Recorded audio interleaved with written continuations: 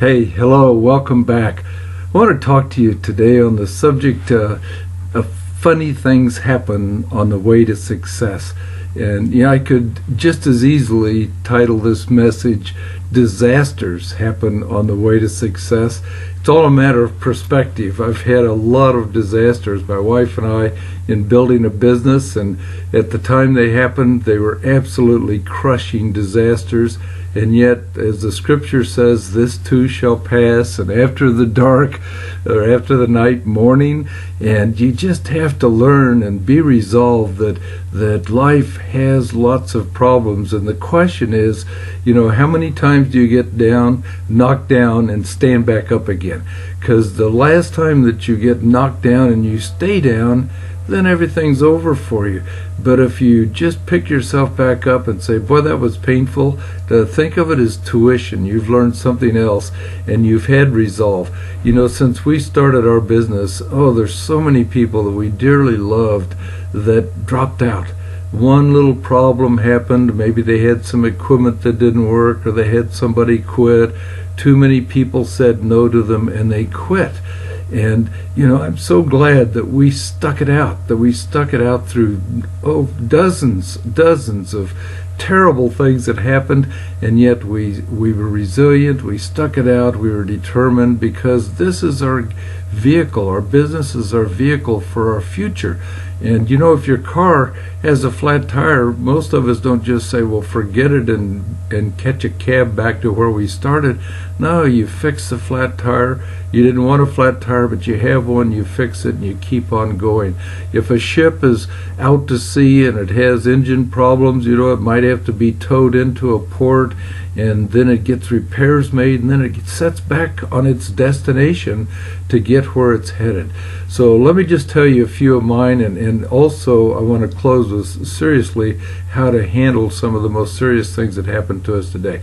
When I first started in network marketing back in, it was either 1971 or 72, I joined a company that my sister got me into. It was a company called Golden Products, and it had three different divisions. One division was household products like all-purpose cleaners and laundry detergent and things like that. Amway kind of stuff, but it wasn't Amway. And then they had another division that was wigs, ladies' wigs. And if you remember the 70s, wigs were very popular, and there were wig shops in every shopping center. So that was called Golden Tigra. And then they had a third division that was called Golden Charm, and it was custom fit ladies' brasiers in 128 sizes, and they had ladies that were trained to fit these brasiers that were just right for everybody. So obviously I looked at those three divisions, and I didn't want to do wigs, although today I could use one, and I didn't want to do bras, so I thought I'll do the soap stuff. So I signed up for and spent a lot of money. I bought a whole bunch, $2,000 or $3,000 worth of all these products.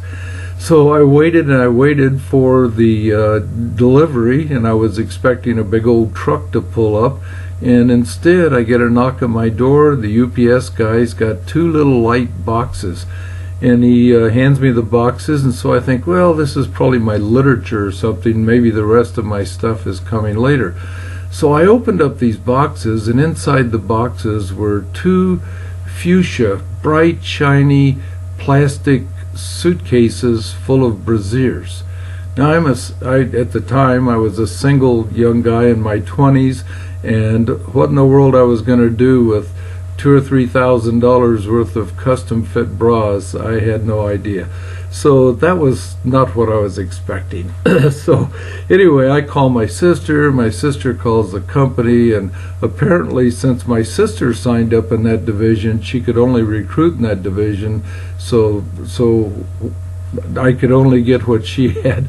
So while all this was being worked out, I just spent another $900 to get some stuff that I might be able to deal with, and we finally made it. But as bad as that started, I ended up making a lot of money with that company. I mean, lots and lots of money, and it was an amazing time in my life. It's the first time I'd ever made a lot of money, and and was really kind of a high roller back there in my 20s, driving Cadillacs and gold watches and all of this stuff. I was a heathen at that time too, so it was a kind of an amazing time. So I didn't quit, I stayed with it.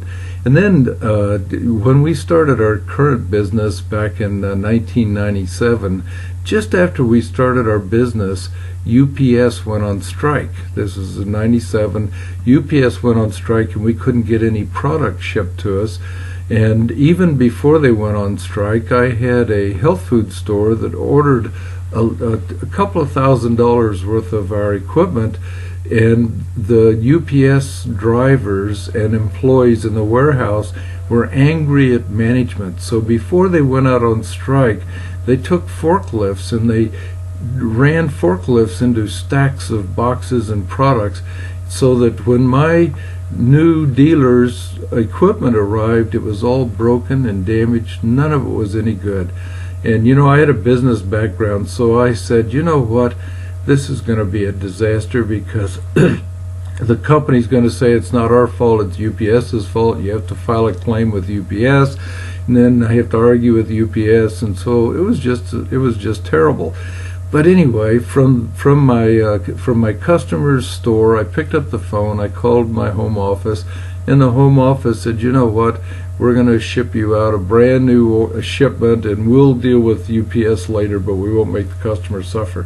So, really good companies that you join will take care of the customer and the distributor, and so I was very impressed with that. It just about made me cry that they were going to take care of that customer and not use all the red tape, black tape, and everything, and fill out these forms and wait for UPS to do something. So that ended up. But anyway, for a long time we had trouble getting shipments. So here you are trying to build a business and you can't ship anything, and the only thing we had was FedEx and things like that, and they weren't able to service our factory. So it was just a really tough time to get started because we were brand new.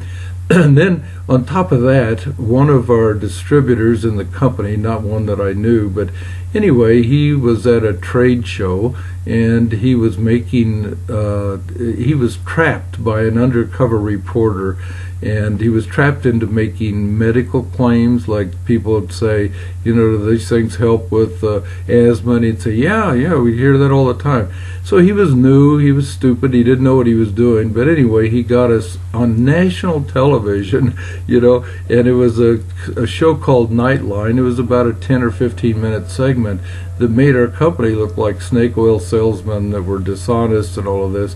And my distributors, many of them, heard this, and of course the news goes around the company very fast, and they're like throwing up their hands, bailing out of the company, saying, well, it's all over, we've had all this bad press, we'll never make it. And of course, again, falling back on business experience, I know two things. Number one, the public has a very short memory.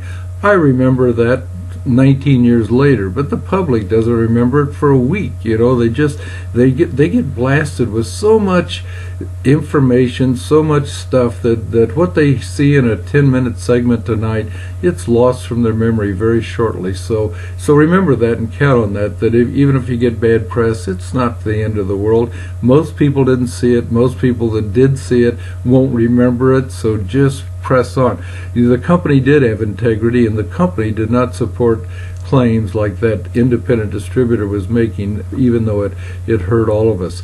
So there's bad press, and today there's something that happens to a lot of us, and I'm getting something that will hit every one of you. If you talk to anybody about your company and you give the name of the company, the first thing most people do is Google the name of that company. And chances are there's bad stuff about your company. Even if you have a good company, there's bad stuff. Why is there bad stuff? It's because there are competitors that either don't like the type of business that we're in or don't like your company in particular, and the bigger you are, the more people that will try to attack you. Let me give you, I'm not a computer expert, even though I used to be a computer executive, but I wasn't on the technical side. But I can tell you this, if you have a company, XYZ company, and somebody types in the name of your company, and there's a lot of negative negative stuff that comes up about that company, the chances are every bit of that has been placed there by somebody that's trying to sell something else. So it's competitors, people that are trying to redirect people to other websites. Why do I say that? Think about this. You've probably heard the term search engine optimization. That's SEO. If you or I, if you're not an expert at SEO, if you or I had a complaint against somebody, that doesn't matter who it is, it could be General Motors, and we're mad because we got a car that we think is a lemon, you could write a letter criticizing General Motors and post it on the internet, and guess what? That letter would be 10,000 pages back in a search engine. And the letters, the things that come up on the first top 10 things in a search engine, all of those are put there by experts on purpose. So when you see what looks like a consumer saying, "Oh, I joined that company and it's a ripoff," you can bet that somebody that's an expert put that there. It is really, really difficult to get anything to the top 10 or 20 searches on a Google search. And whoever does that is not just a consumer with a complaint. It's an expert that spent a lot of time working on that. So one thing you can do about it is, of course, you can explain that to people. But the next thing is, when you're talking about your opportunity, don't give the name of your company, because I'm telling you that the typical prospect doesn't go where you tell them to go. They just Google the name. And then instead of getting the true information that you're trying to give them, they get all kinds of junk and you know that's not going to help them or you. So don't give the name of your company. Give them a presentation. Let them learn it in the presentation, where they'll get the true information instead of trying to circumvent the information. So I hope that makes some sense to you. Don't give the name of your company. Tell them that it's a neat company. We've got some neat products. Go to this website. Check this out. Do whatever you do. Maybe you've got a DVD you can give to people. You've got a meeting you want to invite them to, but don't disclose the name of your company, because chances are that's not going to help them and it's not going to help you. And the last thing is, if they do run across some negative things, be able to explain why that is. There's ways to check a company, and Google is not it. You can check with the Federal Trade Commission. You can check with the Better Business Bureau. You can check with the Attorney General Consumer Fraud Office in your state. That's the place you go to find out if somebody is an unethical business, if they've got trouble, if they have lawsuits filed against them, if attorney generals are after them, and that's how you find out if a company is a good company. Better Business Bureau, as I mentioned before, not Google, because when you Google, I'll tell you what, you know, I'm a Christian and I designed this blog for Christians. Google Jesus and see what you come up with. You know, you're going to get the perspective of atheists, you're going to get this perspective of Buddhists, you're going to get the perspective of Muslims and the perspective of Jehovah's Witnesses. So you'll get a lot of stuff about people that even deny that he ever lived and whether he was good or bad. So Google is not how you check things. You can find some information there, but you can't make that anything that would cause you to do or not do something. Oh, by the way, there's also Dun & Bradstreet. Dun & Bradstreet is where all businesses are rated by Dun & Bradstreet, and whether they're good, bad, it's kind of the Better Business Bureau for businesses. And credit rating, it's the credit rating for businesses. So anyway, I hope this helps you. Listen, be resolved. You know, don't let anything, when you trip, stand back up, brush yourself off, decide that you're going to make your business the vehicle for your future, and don't let anything trip you up, because funny things, I choose to call it funny, in retrospect they are, funny things will happen on your road to success.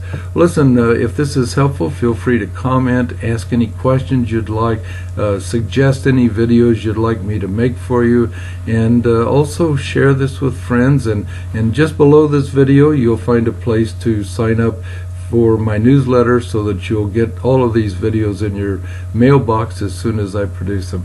Have a great day in the Lord. Bye.